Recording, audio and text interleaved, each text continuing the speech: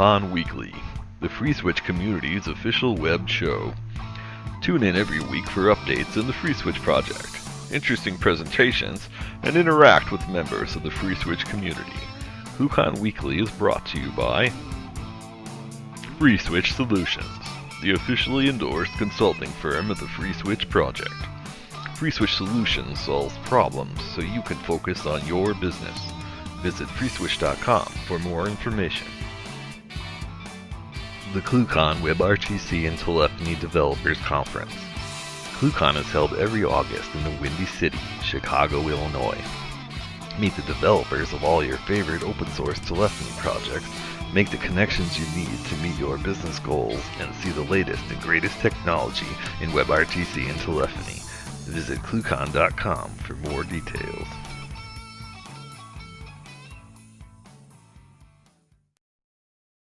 Alright guys, welcome to ClueCon Weekly. Today is May the 4th, and May the 4th be with you. So, today coming up, we're going to be talking IoT, Raspberry Pi, ClueCon, and a whole bunch of other cool subjects. So, you guys stand by for that. Mr. West is not with us today, so I want to kind of take his place on ClueCon for a second. You guys, speaker proposals are open, so go to ClueCon.com, click the submit your speaking proposal link, and get those in today. We still have slots open, but those are going to go really, really fast. Last year, I think we had probably 30%, 40% more people sign up for speaking slots than what we had available. So you want to get those in as soon as possible, because the schedule, once we start on that, is going to fill up really, really quick. If you're worried about, your talk isn't good enough, submit your talk anyway. That lets us have backup speakers, stuff like that. And so we want everybody to sign up. So get in there, sign up today. Also, don't forget to go to ClueCon if you haven't already registered for ClueCon, and sign up today. You still have time to use the Buy Now, Pay Later for the next month. Those invoices will be going out at the 1st of July. So get in there and get signed up for that today. Kathleen, how are you doing, ma'am? I'm doing pretty well. This week, in the code, there were improvements to Mod Conference and LibVPX, as well as some awesome stuff with AVMD. So go check those out. Pretty cool. And then yes, ClueCon. We have quite a few announcements for ClueCon. Training. You mentioned that there are a few spots for speaking and things like that, but there are even fewer spots for training. So if you want to do the ClueCon training, with the wonderful guys over at 2600 Hertz, sign up soon. There are very, very limited number of spots for that. So get in, sign up, reserve your space. And then speaking and regular registration, those are both open, so you can go and submit speaking proposals. And what else do we have? Sponsors. Sponsors, yes, sponsors. Sponsors, if you want to sponsor ClueCon, we are, getting all that set up and coordinated now. Get in, sign up, get your spot, and email marketing@cluecon.com to let us know. We're also still accepting APIs for the ClueCon Coder games, and the Coder games are going to be very exciting this year. We have a lot of fun stuff planned, so get in and get involved with that. And again, marketing@cluecon.com. That is the best way to contact us and get yourself in. Join us tomorrow at 2 p.m. Central Standard Time for the Bug Hunt. Italo Rossi and members of the FreeSWITCH team, we're going to be in this channel, or this room, 888, tomorrow. Bring bugs, come help test, get in there and ask questions. It's a great place to ask questions. And follow us on Twitter, like us on Facebook, subscribe to this YouTube channel, because we will have a number of announcements coming out soon. And I believe that's it for today, Ken. All right, cool. And I've got one more request, speaking of the bug hunt. We've done a lot of work, myself, William King, the rest of the FreeSWITCH team. We've done a lot of work on getting packages ready for Ubuntu. We have a release. The next version of FreeSWITCH will be coming out very, very soon. I'd like to request that anybody that's using Ubuntu, go check out the Ubuntu install page on Confluence. We have some new packages for Ubuntu out there. Currently, they only work on 14.04. But if you could, please test those for us and give us some feedback.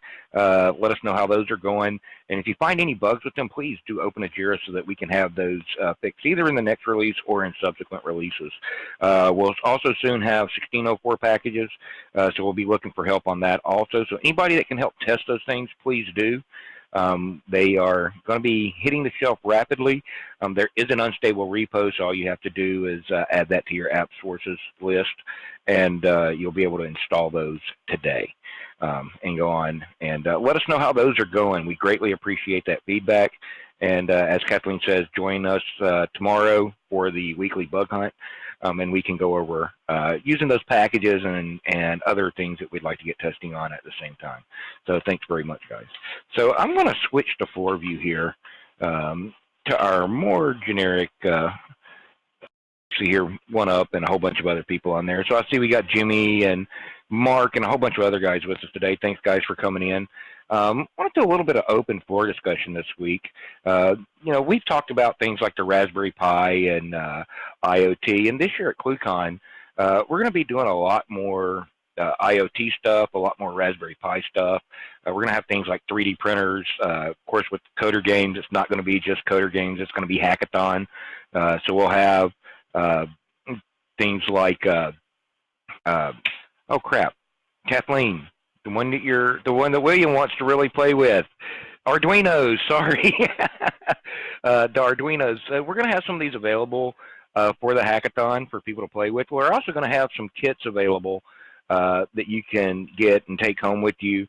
They will be available for sale, unfortunately, just due to the cost involved with those of Raspberry Pis and touchscreens and that sort of stuff. So if you want to get involved with that, one of the things that we're going to have there, and I'm going to be bringing to ClueCon this year, is a Pi hat, some pre-assembled, some not pre-assembled, so that we can have keypads and stuff connected to a Raspberry Pi. As part of that, we're also going to be bringing the plastics, some limited, plastic, so you can start hacking on a phone that is based on open source software. So we have the hardware to do these kind of things now, and it's not uncommon for, I just look around the faces that I see on the conference today, and I know Mark over there has some Raspberry Pi stuff. I bet you Jimmy and even the rest of the guys here have this kind of stuff laying around there in your office or in your lab at home. So it's those kind of things that are going to be coming down the pipe and really driving not just the open source community, but the communications industry in general over the next several years. We're already seeing the death of the desk phone at home. Who has those anymore? Kathleen, I showed Kathleen a phone with a cord on it the other day, and she wanted to know how it worked. She wanted to know where to plug it in to charge it. All joking aside, a lot of the millennials today, and even the younger kids, they've never seen phones with wires on it. So it's a vast departure over, what a lot of us grew up with, especially guys in my age group and just slightly younger than me. We grew up with phones with cords. We didn't have smartphones. None of us saw a cell phone until, you couldn't afford a cell phone when they first came out. Now it's the ubiquitous device. And things like the Raspberry Pi, the Arduino, the Odroid, or even the Intel Edison, which is, just there's the Edison. Things like this right here are really making it where we can take devices, put them in a very small package, no bigger than a cell phone. Edison, iPhone 6, you get an idea here. So I just want to open the floor up. Does anybody have anything that they want to talk about on these things? I know I kind of mentioned it. We're going to bring some phone kits to ClueCon. So the big problem that I have with a lot of desk phones today, and some of you guys may have seen these, like the Ubiquiti phones or even some of the newer Grandstreams and that sort of phone, they're all touchscreen. They're Android-based, no keypads. And you just, it's like trying to dial on your iPhone on the phone that you've got on your desk. You can't hit buttons. There's no tactile feedback whatsoever. And all of us know we're looking at the screen, then looking at our phone, looking at the screen, looking at our phone. Even though if we had keypads, we could just look at the screen and lay your hand on the keypad for that tactile feedback. So hopefully we can get some good ideas from there. In this kind of stuff, are you going to run FreeSWITCH on a Raspberry Pi for a phone? Yeah, maybe, maybe not. I think it would probably be one of those things that you're not going to run FreeSWITCH on, but you would definitely make it work with FreeSWITCH. It could be something that you're making with Verdo. Verdo on a Raspberry Pi, think about the number of possibilities that you can do there. We've even seen Amazon did, dump how to make an Alexa device with the Raspberry Pi, a USB speaker, or excuse me, a USB microphone and a speaker. So those kind of things. How can we take those things and leverage them into other advanced devices, while still making it very, very usable?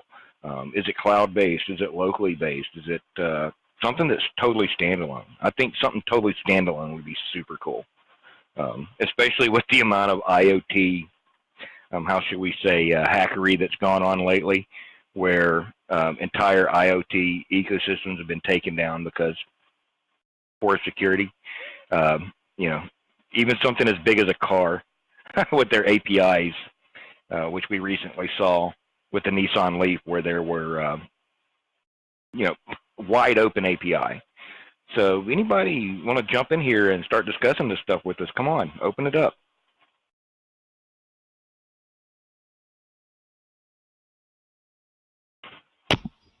For those of you who've called in, hit 0 to unmute, or if you've got the video, you can mouse over the video, and there's a little microphone icon. So give you an idea of one of the things that you can do with the Raspberry Pi. So as you guys can see here, in this little video window that's right up under Kathleen, you'll see a 3D printer there. This 3D printer is a Robo 3D. It's a commercial off the shelf. You just buy it on Amazon. 3D printer comes in a box, pop it open, throw it on a desk, and plug it in USB, and you can start printing with it.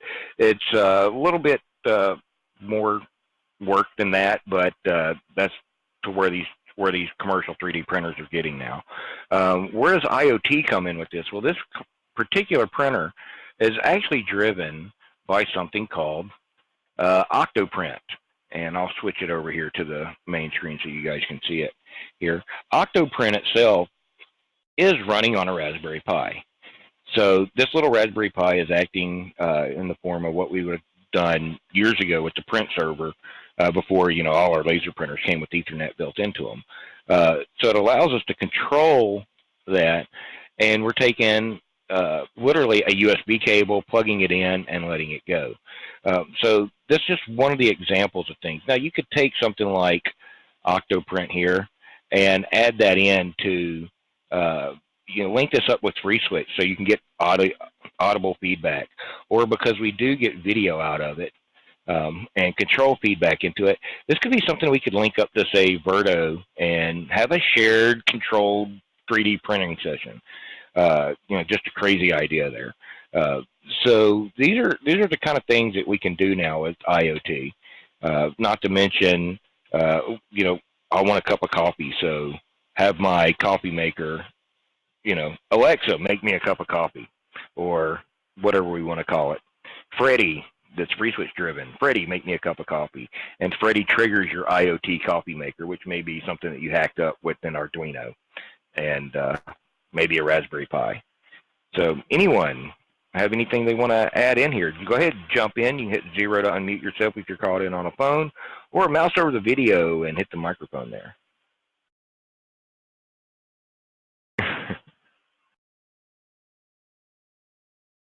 Right. So as you guys know, I was thinking about. Oh, go ahead, Kathleen. I was just liking the idea of being able to build an entirely customizable desk phone. So if you couldn't find one on the market that you didn't like the features, or the price wasn't quite right, you could build your own. You could 3D print a case. You could sort of figure out what you want Oh, from it and then definitely. build it. Yeah, definitely. I think, yeah, so, I mean, you take, like, oh, I've got one here that I've been playing with. And so you guys have seen this thing before. I'll have these at ClueCon. And so basically what we have here is a Raspberry Pi down here. And this is a regular Raspberry Pi touchscreen. And here is a camera that uses a regular on Raspberry Pi. It's hidden up under this board connector for the camera. These things are total, not including the plastics here. You're looking at what, $35 for the Pi if you can get it at the cheapest locations. You're looking at about $80 for the screen, and you're looking at about $25 to $50 for the camera, depending on which camera and where you're getting them from. So now you're talking, under $200. You've got a 3D printer. You can print your own plastics, and now you've got a fully customized desk phone. Well, the only part that's missing off here is a touch, is an actual keypad, line buttons, that kind of stuff, and that's where this little card here comes into play. This allows you to hook up buttons to the Raspberry Pi as well as display output, so you can have your blinking lights for your line keys. So you take stuff like this, and the designs are available for this on GitHub. I'll have some of the boards at ClueCon. We're going to make a special batch just for that. So you can take things like this, and now that you have the hardware, and the hardware is really becoming the simple part because of things like Raspberry Pi, Arduino, Edison, all the rest of them. Now it's just down to the software, and it really is becoming a software game. How do we now program all this IoT stuff? And do we do it web-based? Are we doing it in JavaScript, Python? This could easily be, this keypad driver actually works really, really good in Python. The first prototypes I did of this was Python driving the keypad, talking to FreeSWITCH over the event socket, and driving the events, driving FreeSWITCH that way to make outbound calls, and then using a USB device on the here on the ports for audio and in and out. So just a regular USB headset. And then to make it even more fun, the Raspberry Pi, as you guys all know, have the 1/8" mini plug for audio output on it. So with that, drive an external speaker for either a ringer or a quasi speakerphone. But you mix that with the HDMI port that's available on there. Now you've got a full conferencing solution on a box that's the size of a cell phone. All you need is an external camera, or you can use you got desktop conferencing at that point. So there's a lot of things you can do there. I think it's just what software do we use on that, Kathleen? And are you going to use Jitsi, or are you going to use Zoiper, which you could use heck Bria? Just depends on what software you want to do. And if you don't like all those softwares, of course, there's all the open source stuff, so you can just customize the crap out of it. Personally, I'd like to see a desk phone that shows me my email but doesn't necessarily have to run a full email client. I think it would be cool to see some RSS feeds and have call centers. You can see all the queue metrics and everything directly on your display. There could be some really cool stuff. Yeah, like an Apple Watch of sorts to do notifications of just so you know, like this email came in, or think about it for tech support, because a lot of us on this call, we do tech support on a daily basis. And I'm going to throw Mark under the bus here because I know his business is working with providing various tech support things for various people out there. So now he's got a phone on his desk, and he may be on the phone with a customer. But if you've got a customized phone that has a touch screen on it, if you can set it up in a way that if you get a new ticket comes into your ticketing system, it can pop up and alert you there, hey, you've got a new ticket. So I mean, and even our guys like Evan over at Ring Plus, he can get alerts directly on his desk phone and on his mobile phone. Hey, something screwed up at the data center. You need to go call and yell at at the data center guy and have him reboot a box or whatever. That guy Luckily, what's that? Maybe that guy can get it on his phone instead. Yeah, exactly. Or you guys all could get it on your phone, the on-call, and you're spreading this load out now. And they're just, and some of the examples that I just used here are such low-hanging fruit. That's the first things that comes to everybody's mind once they started seeing call centers and tickets and touchscreen phones. Is, oh look, I can get ticket alerts here, or oh look, I can see how many people are in queue. But there's so much more that you can do with it like that. Think about, God, what's that? Brian has this doorbell thing that is, it's got an app you run on your phone. It's got a little camera that you hang next to the front door. And you push the button, and it makes the app on your phone go off. Instead of having it go off on your cell phone, which you got to pull out of your pocket or hope you've got flipped the right way on your desk so you can see who's at the front door, now it's popping up on your desk phone while you're sitting in the office, and you can see who's at the door, and it comes through like a normal phone call. And you can do both ends of that with a Raspberry Pi and something like FreeSWITCH, or maybe you want to use a service like Ring Plus or some of the other services that are out there to do that. And that's where all these different APIs come into play. So there's some really cool stuff out there like that. Some of the other cool stuff, Kathleen, I'm going to steal the one you were talking about earlier. When it comes to Raspberry Pis, we have all this GPIO on there, and Kathleen mentioned one that she would like to have a Raspberry Pi do earlier, and that is alarms to wake you up in the morning, and also do things like automatically turn your lights on and do some home automation stuff. And with stuff like Zigbee, Zigbee, Z-Wave, Insteon, X10, all the different home automation protocols that are out there now. They have either the USB or the Ethernet controlled boxes, and now you can use a Raspberry Pi for either sensor feedback or just overall control of that. So now you can have your Raspberry Pi looks like an alarm clock sitting on your bed, but it's really your home automation controller. So at 10 o'clock in the morning when Kathleen wants to finally get up and her alarm goes off, it can turn the lights on and turn the radio on to her favorite radio station, or start streaming her favorite MP3 feed. Yeah, yes, I think things like that would be awesome, or something where you have it tied into sort of the sort of like the Find My Friends thing, like a notification when the lights come on, and it sends like me a notification that, oh, Brian's alarm just went off. He should be up in half an hour. Cool, I can ask a question now, or something like that. I think that would be neat.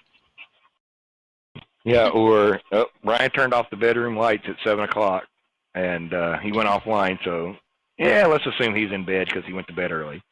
You can start gathering bits of information from that and start feeding that back either into social media, into some kind of social platform that's yet to be designed, or even back into your own APIs. So there's a lot of cool stuff there that you can do. It's just figuring out what we're going to do here now. Now, as part of that, now we're getting a lot of information into the thing. And I kind of want to go back to something that keeps happening with the IoT world. And that's security. And we really need to be paying attention. And anybody that wants to chime in on the security aspect, unmute yourself and jump in here. In the past couple of months, we've seen some pretty crazy things with security just gone wrong with IoT. We've got certain people pushing that all crypto has to be backdoored. Then we've got, just in the past week, OpenSSL once again a major security advisory. Then we've got things like the Samsung Smart Home cloud service, where you have the little hub that can turn your lights on and off and unlock your front door, gets totally pwned, and now hackers can just walk up to your house with the custom crafted iPhone app and unlock your front doors and just waltz in without needing the pin or the key, because, well, they can inject their own pin into your locks now. So you look at stuff like that. Then you turn around and you look at the flip side of that. So that happened a little bit before that with the IoT thing, and this is one that really bugs me, is not only do you have all this data going out now that you have to be worried about what happens to the security of it, but you also have things like Google and their Nest division. They had bought a thing called the Revolver Smart Home Hub. It's a little hub you put in your house. It worked with the cloud to help you build profiles and stuff to control your home. Now, people have spent several $100s on this Revolver box, and Google has decided to shut down Revolver. There's now an expiration date on those things, and Google has effectively already shut down the cloud services for that. So now these things don't work anymore. They pushed a firmware that bricked them. Yeah, did they? Yeah. Yeah, so I knew it was coming. I didn't know they had already pushed it. So now you've got a dead device that you paid several $100s for. So how do we rectify that with the IoT stuff? We know we need cloud services for a lot of these rich applications to work, because there's just not enough processing power in a Raspberry Pi to do a lot of the crazy processing that we want. There's enough there to do the control and some limited amount of processing, but it's not enough to do the full kit and caboodle sometimes. So how do we, I don't know, bring these things together in a sane way? Anything you want to comment on there, Jairus? Because I know we've talked about this kind of thing before. No.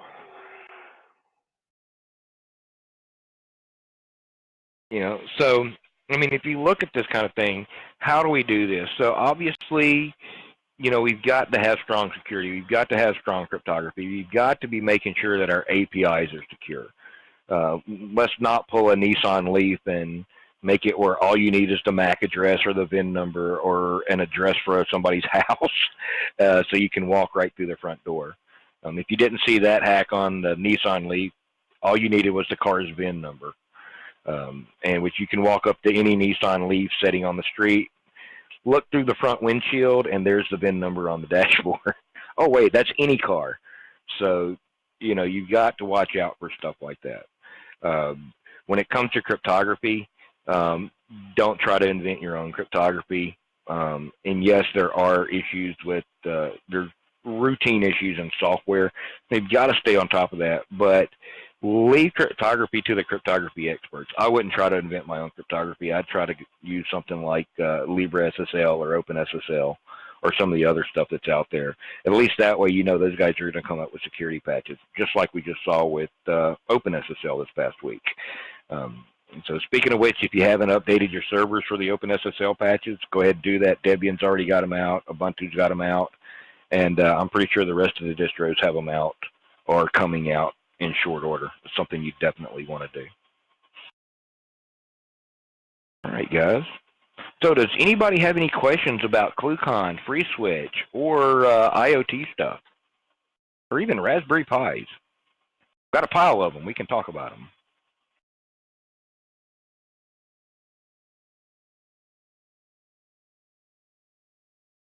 For those of you, again, called in, if you hit 0 to unmute, or you can mouse over the video. And hit that little mute icon up there for you. Thank you. Yeah. Or let's see here. So actually, see here, Jimmy. Let me see if I can find this real quick. Jimmy had asked a question in the chat channel about which camera I'm using with that phone, and I'm going to go ahead and post a link into the Verto chat room here for everybody to look. And I'll also link that in the show notes for everybody to get their hands on. But these little cameras are kind of cool. They're kind of small. I don't know if I've got one out of the box.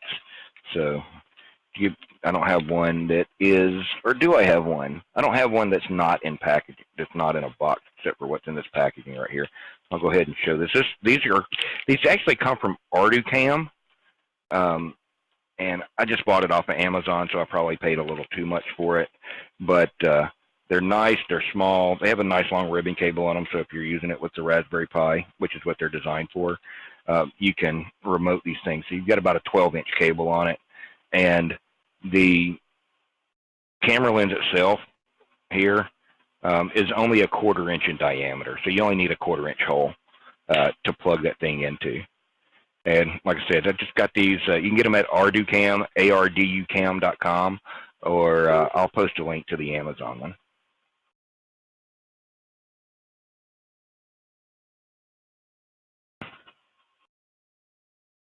Oh, let's see here. Yeah, so any questions about these? And Jimmy, I'll post this link for you here shortly.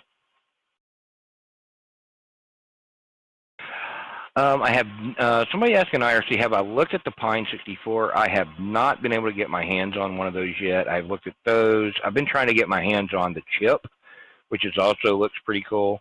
And some of the other stuff out there, unfortunately, stocks seem to be low on those things. I'm going to be sending you guys some Odroids with the 64-bit. I have FreeSWITCH running on the 64-bit, thanks to Mike Juris. Did some patches for me, cool. and it's running on 64-bit beautifully. I'm just doing some more testing, and I'm going to send a couple of them to the FreeSWITCH developers. What are you talking about? You did the patches. I just merged them. Yeah, thanks, Max. We appreciate stuff like that.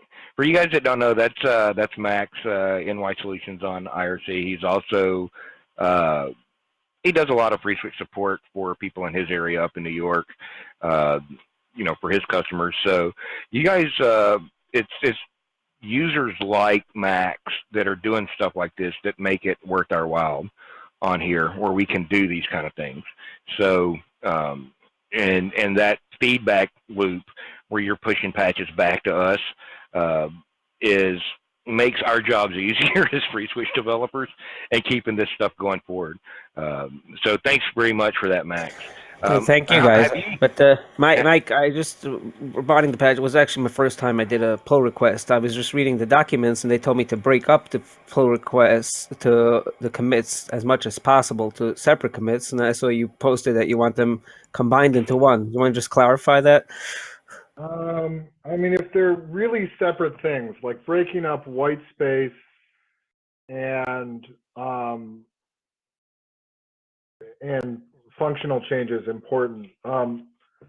Yours was really all one thing, so there was really no point in breaking it up, and it just clutters things.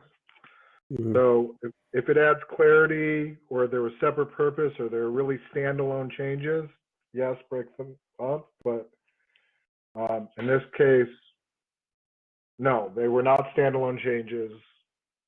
They were really all required. They were really all very clear as a single commit what they were. Mm-hmm. Yeah, I think that goes for most things on there. And it's typically, if you're doing a change, or you're doing two different things, maybe it's mod conference, maybe you're adding 2 new bits of functionality. In some cases, you may want 2 different pull requests for that, but in most places, you want 2 different commits in a single pull request. Commits. It was actually the same commit, but for different modules. So there was some different modules that were using the same older version of the AutoConf. So I submitted I put them as separate commits to each module, but then Mike wanted them combined, which I did. It was 3 different sets of config sub and config guest being updated to the same version. Right. So, I mean, to a certain extent, it's a judgment call, and I'm the arbiter of that judgment, so I'll give you feedback. But no, okay, I actually went out of my way to break it up in the first place, because I was just reading in Confluence's document, and they tell you, as much as possible, break up the commits for everything you're submitting. So then I had to go and figure out how to combine them, which happy to be learning Git a little bit. Yeah, I'll say that we are very frequently, what I get is the other direction. Someone will have 7 different changes that really compose one change, and it was their working copy, and then they never cleaned it up into one, but it's really one change, and individually they have no meaning, or separately they have no meaning. So it's a judgment call in the end.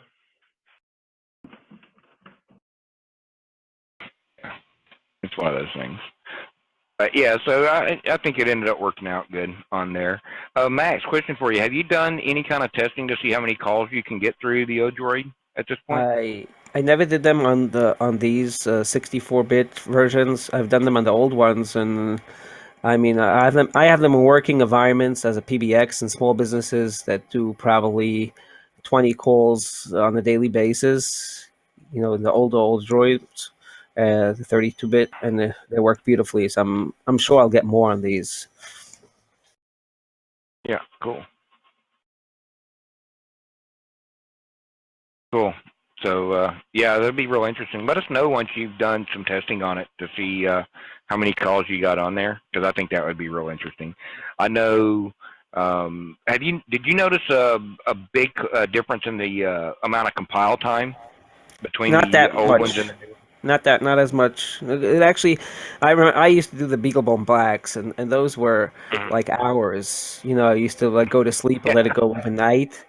But and that RPi was one. Pi one I never even touched. You know, was with. But even the Black, which was like an upgrade from the Pi one, it took hours.